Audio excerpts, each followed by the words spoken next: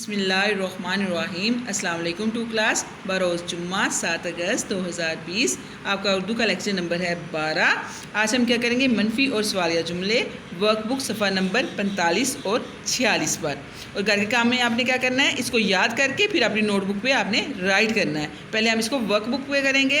Last video میں نے یہ جو جملے تھے سوالیہ اور منفی، ان کی اچھے سے وضاحت کر کے آپ کو نوٹ بک پہ یہ کروائے بھی ہیں۔ امید ہے آپ کو یہ آگے ہوں گے، یعنی سمجھ لگ گئی ہوگی کہ ہم نے اس کو منفی کیسے کرنا ہے۔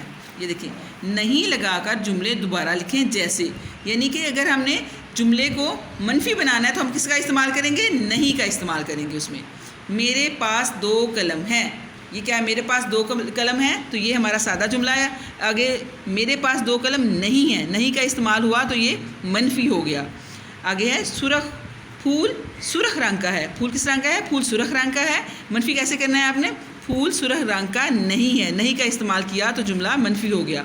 بچہ پانی پی رہا ہے، بچہ پانی نہیں پی رہا ہے۔ میں کتاب پڑھ رہا ہوں، میں کتاب نہیں پڑھ رہا ہوں۔ میں گھر میں ہوں، میں گھر میں نہیں ہوں۔ ویڈیو کو دھیان سے دیکھیں اور دیکھیں نہیں کا استعمال کہاں پہ کیا گیا ہے۔ علی چھت پر ہے، علی چھت پر نہیں ہے، یعنی سادہ جملے کے اندر اگر ہم نہیں کا استعمال کریں گے تو وہ ہمارا ہو جائے گا منفی۔ چڑیا چوں چوں کر رہی ہے، چڑیا چوں چوں نہیں کر رہی ہے۔ یہ آم مزے کا ہے، یہ آم مزے کا نہیں ہے۔ ثنا روٹی کھا رہی ہے، ثنا روٹی نہیں کھا رہی ہے۔ میں روز باغ کی سیر کرتا ہوں، میں روز باغ کی سیر نہیں کرتا ہوں۔ سادہ جملوں میں اگر ہم نہیں کا استعمال کریں گے تو وہ ہوں گے ہمارے منفی جملے۔ اب آپ دیکھتے ہیں سوالیہ جملے میں کیا کرنا ہے ہم نے؟ کیا، کیوں اور کب، اگر یہ آ جائیں تو یہ اس طرح سادہ جملہ ہمارا ہو جاتا ہے سوالیہ جملہ۔ اور اس کے اینڈ پہ ہم نے کیا کرنا ہے؟ سوال نشان، جیسے کہ یہ دیا ہوا ہے۔ مندرجہ ذیل جملوں میں کیا، کیوں، کب کا لفظ اور سوالیہ نشان لگا کر جملے دوبارہ لکھیں، تو یہ بن جائیں گے ہمارے سوالیہ جملے۔